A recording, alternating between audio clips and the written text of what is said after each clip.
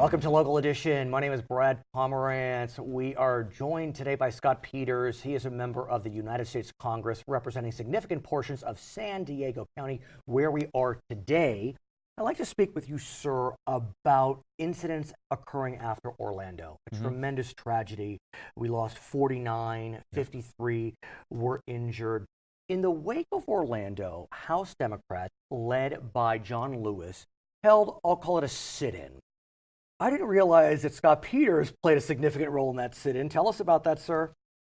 First of all, the genesis of it was, we've been really pushing for a couple very simple measures that Americans support across the board. Background check. We know that if you check the background of people before they buy guns, you can keep guns away from the wrong people. Can we delve into that? Because I don't think a lot of folks realize what that means. Sure. So today, if you go to Walmart and buy a gun, they're going to check your background to make sure you don't have a criminal record, you're not a domestic abuser, and they have 3 days to do that. And if they find out that you've got a problem, they're not going to save the gun. But on the internet and at gun shows, there's a loophole that people are taking advantage of, so they don't get a background check. So anyone can buy these guns, underage people, violent criminals, and across the board, gun owners, Republicans, and Democrats agree we should have background checks for all gun sales. That's one, right? What's the policy reason against? I know I'm asking you to speak on behalf of your opponents, but I'm trying to figure out for our viewers, why would someone oppose that when we have it for other areas? I couldn't state, Brad, for you a principled position on that, just that people say they don't want their guns taken away. This is really a different issue. Just like keeping guns out of the hands of terrorists, which is the other effort. No fly, no buy. If we deem through appropriate procedures that you're not safe to fly on an airplane, why should we let you buy a gun? That's all. I was compelled. We recently saw the debate between Mrs. Clinton and Mr. Trump. And Mr. Trump, the Republican nominee, came out in favor of no fly, no buy.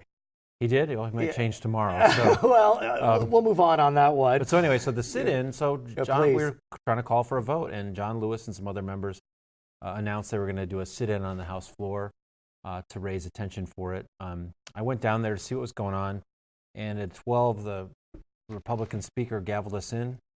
Knew we weren't going to get any work done, so gavelled us right out again. And we realized that the cameras were off and the microphones were off, and the American people weren't going to see what was happening. So I sent a message to my staff. I was going to come back because, I didn't think this was, I could do some work and this was interesting. But my staff member suggested, why don't you download Periscope, an app? Now tell us what Periscope is for. Periscope is a broadcasting app. I had never heard of it, but I downloaded it. It said Facebook or Twitter. I said Twitter. And then it says start broadcast, so I started broadcasting what was going on. And I didn't think too much of it. I had to make a call to my daughter about a work question she had. I stepped off the floor, came back, and all these people said, hey, what happened to that feed? I was watching that. So ultimately, I turned it on, and the Sergeant at Arms respectfully said to turn it off. I said, respectfully, we're in civil disobedience, and I'm going to be respectful of the institution. When Mr. Ryan turns on the cameras, I'll turn mine off. And I filmed it, and we had over 2 million views, and I think we really changed the conversation a little bit because that's an understatement. We brought people in connection with their government through this amazing technology. Did you have a sense when you downloaded Periscope what you were about to do? Because honestly, but for that broadcast, I'm not convinced that the story would have had the legs that it really continues to have today. I mean, we hear about potential discipline from the speaker as a result of the sit-in and actions like yours. It wouldn't have been the same because it's sort of, there's an old adage: if no one knows about it, you didn't do it in politics, and that's really what brought people to it. And I think we were pretty happy with the response we got. Let's look at the future.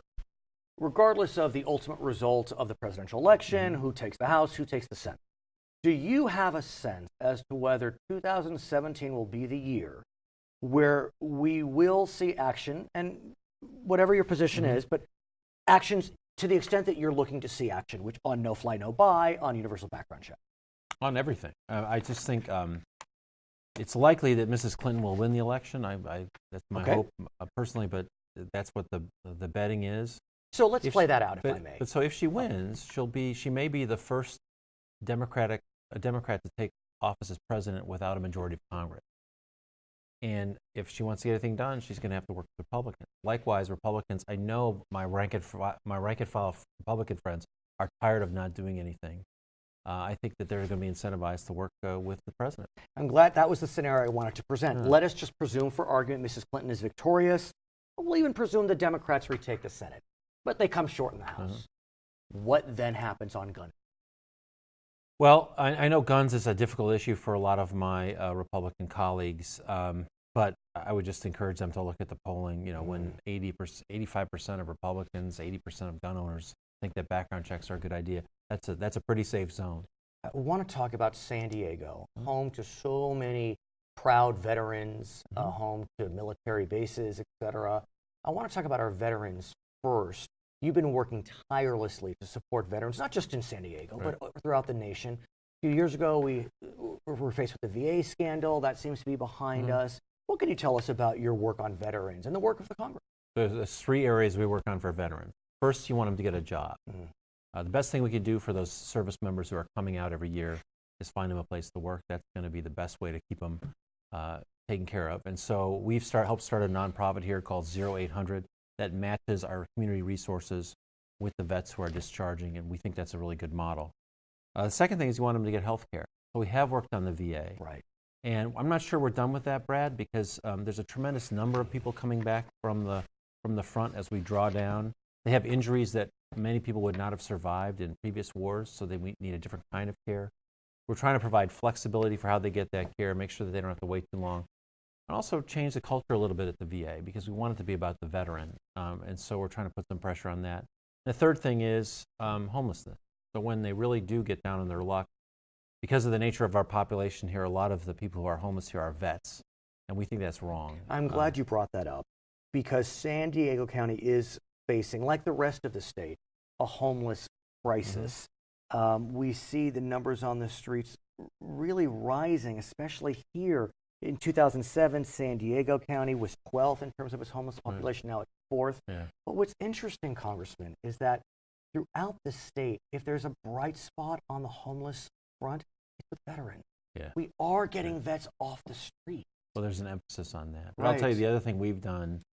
We noticed the disparity between the population we have, which is 3rd, 4th, 5th in the country, and the funding, which is around 20th.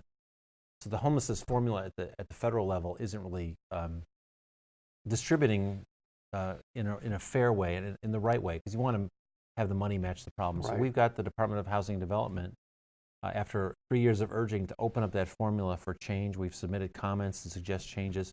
Whatever they do, we think it'll be better for San Diego. We're not asking on behalf of San Diego alone. Of course, we'd like to have more money, but we really want the problem to be directed to where the vets are, when the homeless are. And so we're going to get some progress on that. I want to know, though, and I know that homelessness is not solely a federal issue. There's a lot of local government involved. It's mostly not. True.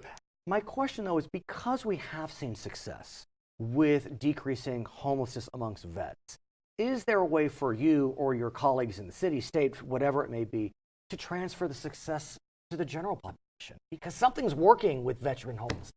Well, I think it is. I think the vets, there's a lot of sympathy for vets, and there's a lot of sense that, they fought for us, we need to fight for them. And so I think what we do for veterans will inevitably benefit everyone. So let's just work on this, what we learn from this population, which has some difficulties sometimes, we can deploy throughout the general population. In our final moments, exciting news about infrastructure with regard to military. We've got 30 seconds or so. What can you tell us? Well, we've got a great, we're proud partners with the military. We've got a great investment here in terms of the SEALs are going to get a new facility, new facilities at Miramar for fighter jets, ship being built at NASCO. And I also mentioned a non-military issue, which is $1 billion for the new trolley line to connect UTC with downtown. So we're working hard. His name is Scott Peters. He is a member of the United States Congress, representing significant portions of San Diego County, where we're today. My name is Brad Pomerance on Local Edition.